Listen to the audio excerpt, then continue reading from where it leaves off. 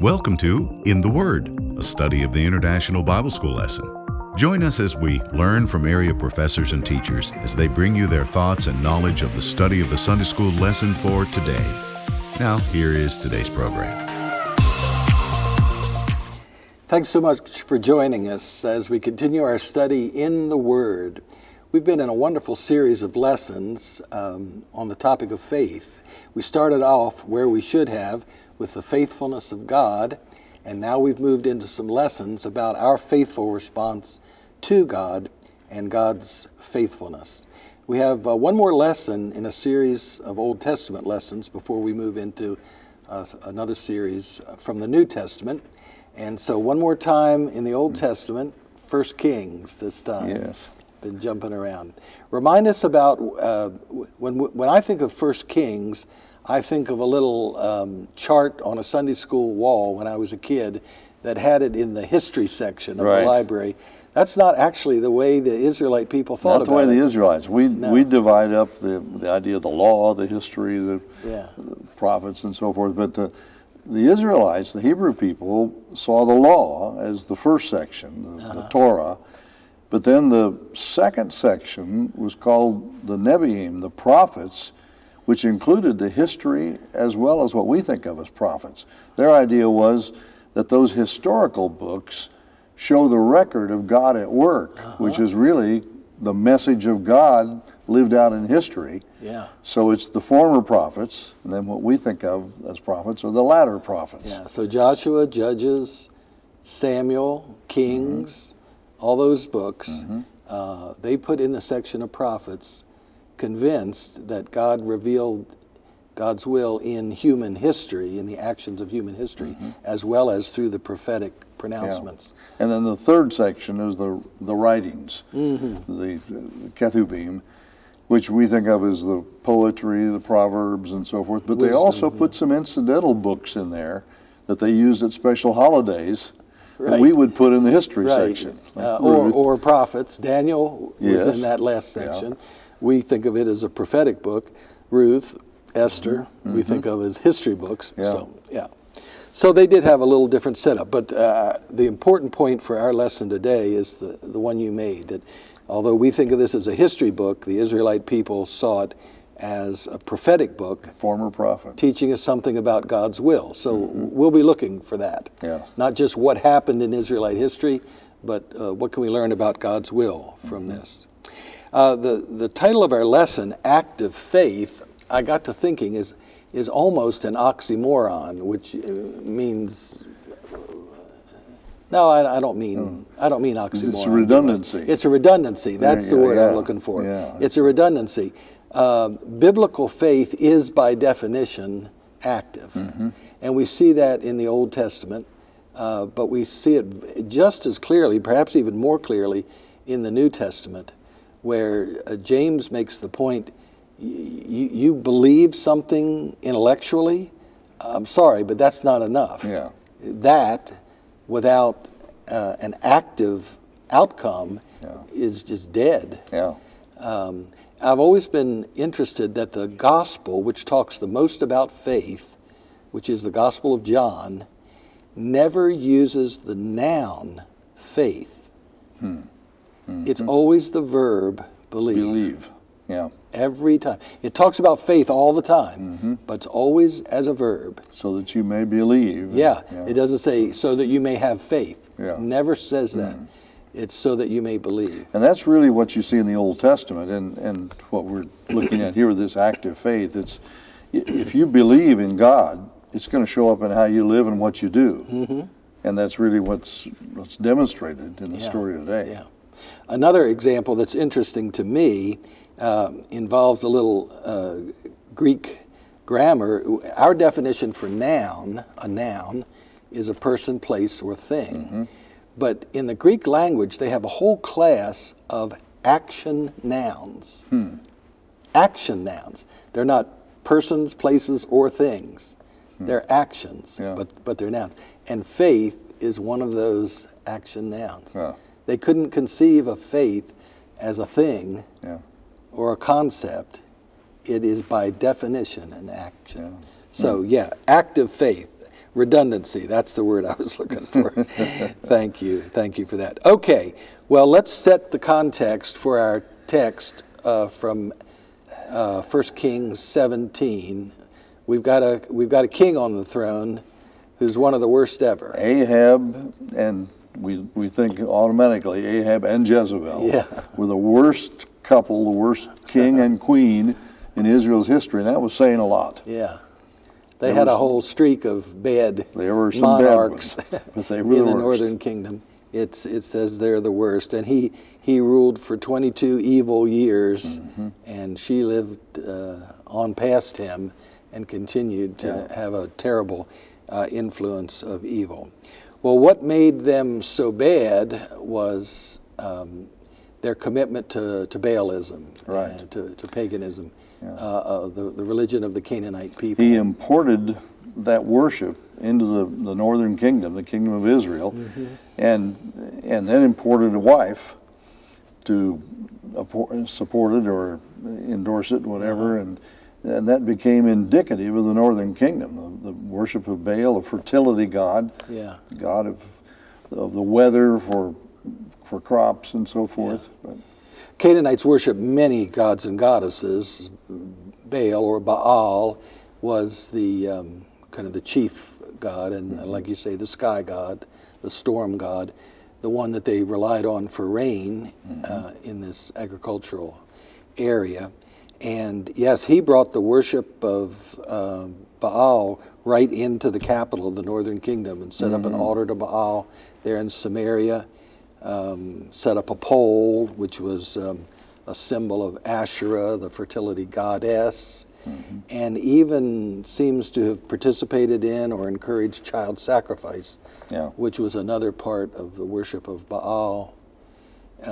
So this is what's going on when God raises up a prophet in the northern kingdom, Elijah. Right. And his name is fascinating. It's the combination of El, God, and Yahweh, Elijah. So it means Yahweh is my God. Yeah.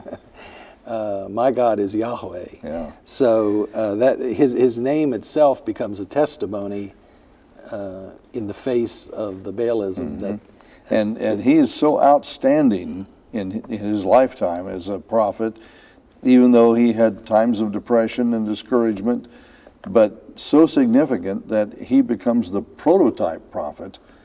And we think of him, when we think of prophets, Elijah's the one that comes to mind, and Jesus refers to him in the New Testament, and that's who appeared on the Mount of Transfiguration. Moses the lawgiver, Elijah the prophet, the law and the prophets. Yeah, and when they were trying to explain the role of John the Baptist, he's also compared to this prototype. And Malachi said Elijah will appear, and that's.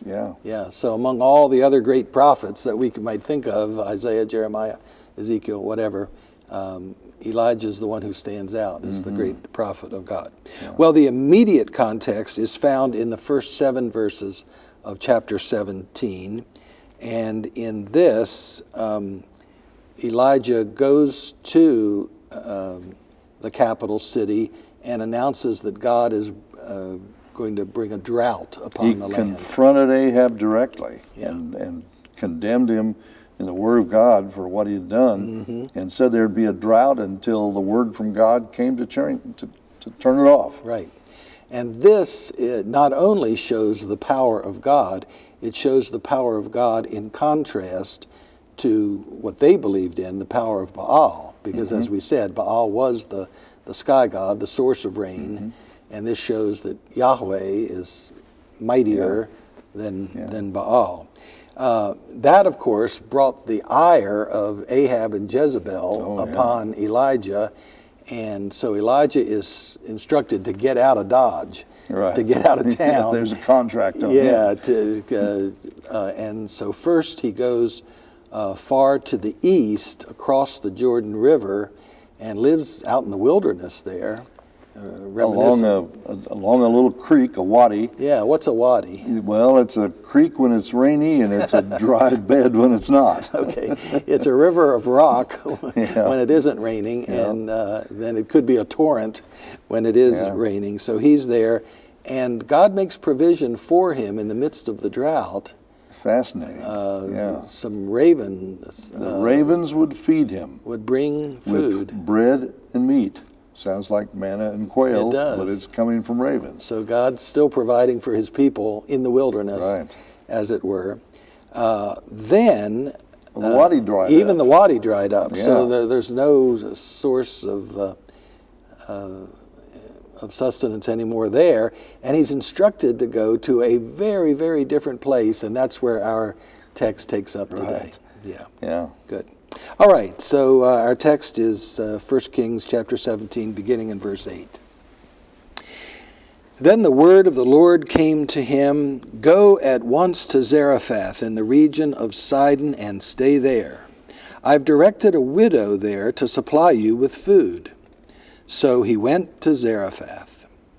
When he came to the town gate, a widow was there gathering sticks. He called to her and asked, "Would you bring me a little water in a jar so I may have a drink?"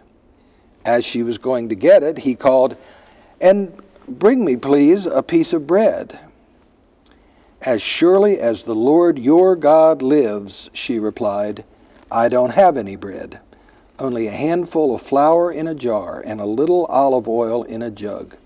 I'm gathering a few sticks to take home and make a meal for myself and my son so that we may eat it and die." Elijah said to her, "Don't be afraid. Go home and do as you've said. But first make a small loaf of bread for me from what you have, and bring it to me, and then make something for yourself and your son. For this is what the Lord, the God of Israel, says, the jar of flour will not be used up, and the jug of oil will not run dry until the day the Lord sends rain on the land."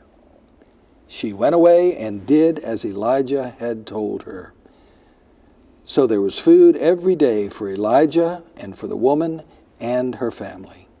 For the jar of flour was not used up, and the jug of oil did not run dry, in keeping with the word of the Lord spoken by Elijah.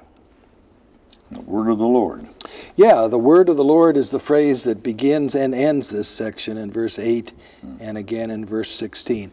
We usually think of that as announcing some great prophetic discourse or sermon or something like that. But here, the word of the Lord are very detailed personal instructions to individuals. Yeah. The word of the Lord comes to Elijah to direct his steps, and then the word of the Lord comes to the woman to give her specific instructions as well.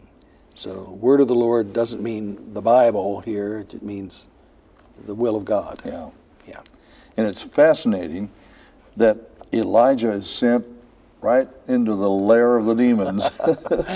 Zarephath, which is a small town, what's more important, in the region of Sidon, which means that we know somebody else who came from Sidon, right? Jezebel's territory. This is Jezebel's home territory. Right. So some people have pointed out that God seems to be sending Elijah to places where Ahab and Jezebel would not think to look for him. The least likely place.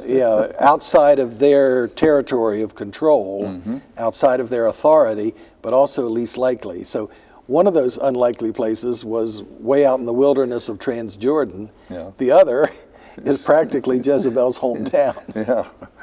So that's interesting. Hiding in plain sight, I guess. Yeah. I guess he is. Now, this woman is so interesting. She's been directed by God. And that's interesting. Yeah. As you point out, commanded almost. So here, this widow woman has become the instrument by which God sustains the life of his great prophet during this troubled period of Israelite history. And she's one of the most unlikely people to be used by God. We don't even know her name. We don't know her name. She's never named. She's a widow, which means she's probably economically distressed. Well, obviously she is. Yeah. A single mother, and she's a Phoenician, which means Canaanite, basically. Probably a worshiper of Baal. Presumably, yeah. Yeah, because she doesn't claim to be a worshiper of Yahweh, because she calls Yahweh your God in verse 12, right? Yeah. And so here she is, a poor widow, and yet she is the one who makes provision for Elijah. Yeah. And she's in the last straw. I mean, she's at her wit's end as far as survival. Yeah. When Elijah shows up, and she's willing to trust what he says is right. Right, and her trust is extraordinary, because in a situation like this, you would tend to be kind of self-centered. Even though she's given up on life, she has set kind of an agenda for how she's going to approach her death in her own best interest. But she's able to shift her focus to the care of the prophet and put that first, even ahead of her own self-interest in the care of her son. It's really extraordinary that this pagan woman can be used of God in this way. Yeah. She's not the only one in the Old Testament. I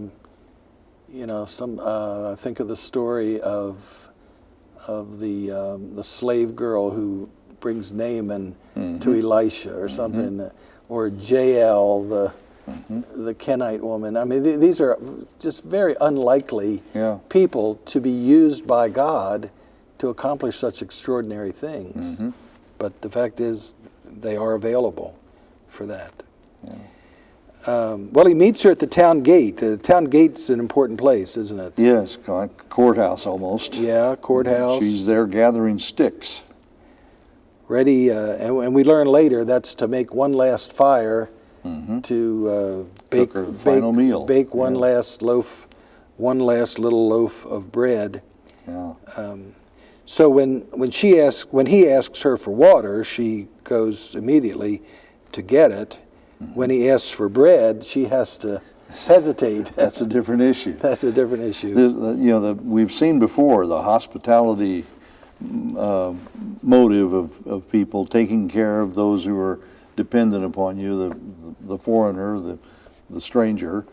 And so she's willing to get the drink, but when it comes to the food, she's on her last bites. It's not available, really, at least in her mind. It isn't, and that's when she reveals to him her plan for easing her way into a drought-driven death.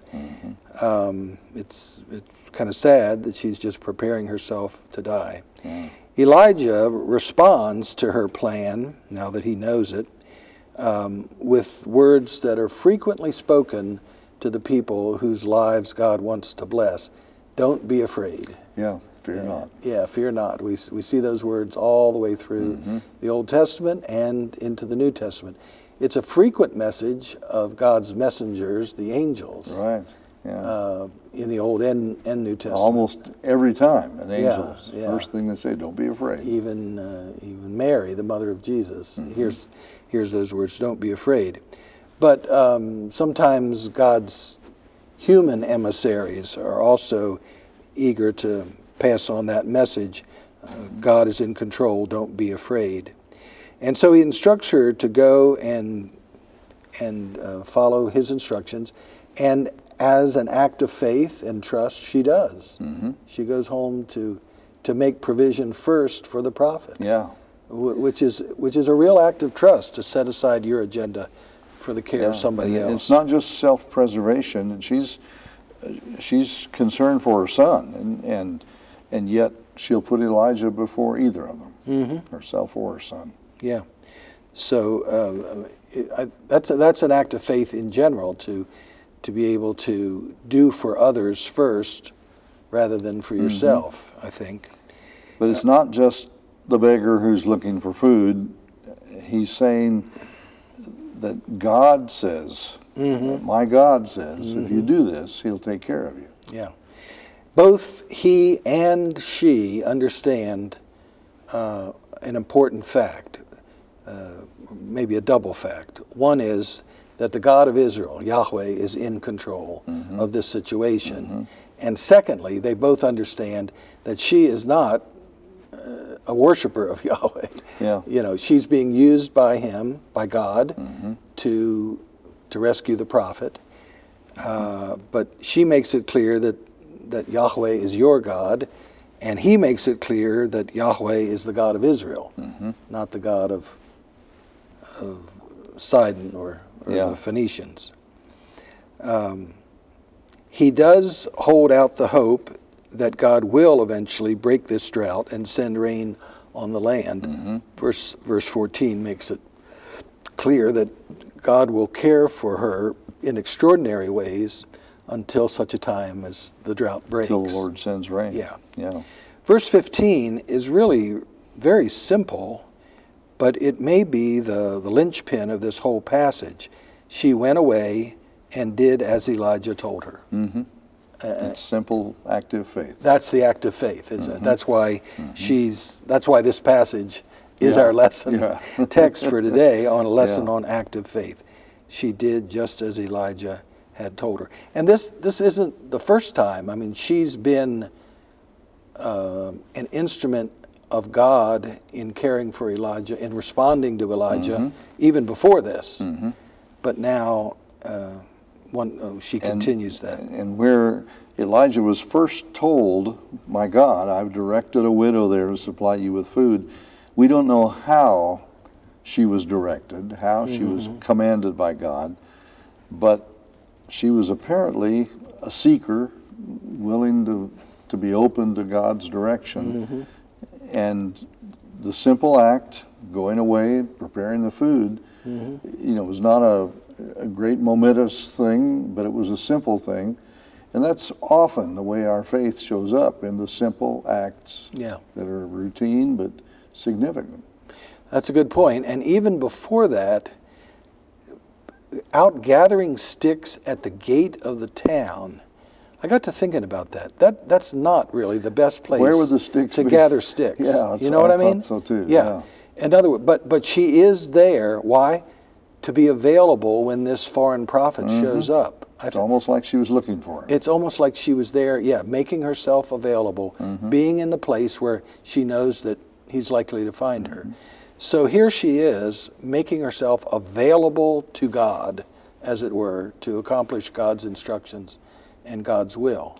From start to finish in this story. And at a critical, fearsome time in her own life, she was available to serve God however he would use her. Right.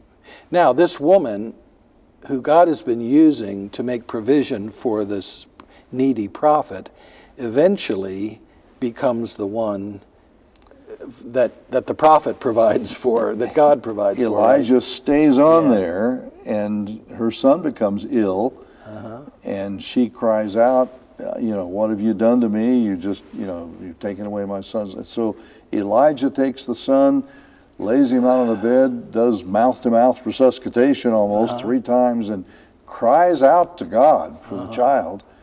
And the child revives, and he brings him back to the mother. And she says, now I know that you're really a man of God, and this is the word of God. It's true. Yeah, it's fascinating that first she makes provision for the prophet, and then the prophet makes provision for. There's kind of a mutual support here under the will of God. This story is really extraordinarily important, and it's good that we're paying attention to it. And the reason I say that is that this story held a special place in Jesus' teaching. Yes. In Luke chapter 4, he was at Nazareth. It describes his visit to his home synagogue in Nazareth, and he lays out his messianic agenda there, and he says, I want you all to know, I've come for the poor, I've come for the oppressed, I've come for the captives, I've come for the blind. And this is, as we're going to see in the next couple of lessons, this is typical of Luke, to show how God loves those who are the least, the lowliest, the lost, those in need. And Jesus says, that's why I've come. To illustrate that, he reminds them of this very event right here. He said, when the great prophet Elijah appeared, he didn't. I mean, there were plenty of widows, a lot of widows plenty in of Israel. needy widows in Israel. He went to Phoenicia, of all places, homeland of Jezebel, and there ministered to and provided for a Canaanite. Yeah, and you mentioned the servant girl that spoke up about Naaman the leper, the Syrian soldier that came to Elisha for healing. Jesus mentioned that also. In that same sermon. There were a lot of lepers in Israel. Yeah. But God went to Naaman. So this is a very important story for Jesus, and he saw it as kind of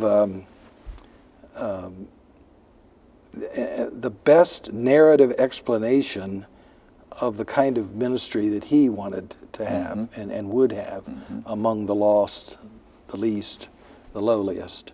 Without barriers or limits as to who would qualify. Here's a woman from another country, apparently not even a worshiper of God, right? But a woman who could be used of God, blessed by God. The other interesting parallel in the ministry of Jesus is that Jesus ministered to a woman very much like the widow of our story today. Syrophoenician woman. Yeah, Syrophoenicia means she's from the old region of Phoenicia, which is now part of Syria. In other words, this very same area. She too was a widow. She too was a single mother with a daughter, not a son. And she cared for Jesus. There was a discussion of food. She came begging for help. Yeah. And making a nuisance of herself and saying that she was just pleading for her daughter to be healed. Yeah. Jesus made it, put it in the context of food. You think, I didn't come to feed you, the bread, and so they have this discussion about bread. Give the children first before you give the pets. Yeah, right. And so she said, even the dogs get the scraps. So there's a discussion of food, much like this is about food. But then there's the care for her daughter. Yeah.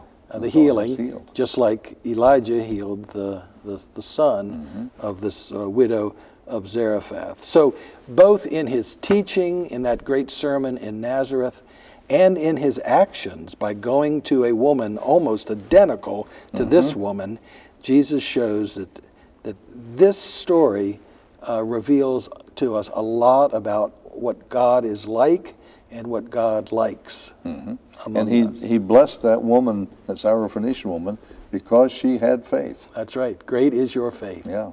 Great is your faith. And even though the word faith isn't used here in our text, she is illustrative of the kind of active faith. Now, she wasn't the only one in this story to show an active faith, was she? Elijah had faith too. Yeah. He's willing to live in that wadi before it dried up, the ravens bringing him food, and then go off to the foreign country. The most unlikely place to go, the oddest place to go. And even before that, as we noted, marching himself right into the throne room and announcing this drought to the face of Ahab took a lot of faith. And the rest of the Elijah story just corroborates all that as well. Thanks so much for joining us today as we've explored this interesting story about Elijah. Our prayer is that all of us can grow not just in faith, but in our ability to live out our faith in the weeks and days that lie ahead. Hope you can join us next time. We'll see you then. This has been In the Word, a study of the International Bible School lesson brought to you as a ministry of First Christian Church in Johnson City, Tennessee. Our thanks to our teachers that led us for this week's lesson. Join us again next week for another lesson from the International Bible School lesson text. This has been a production of First Christian Church.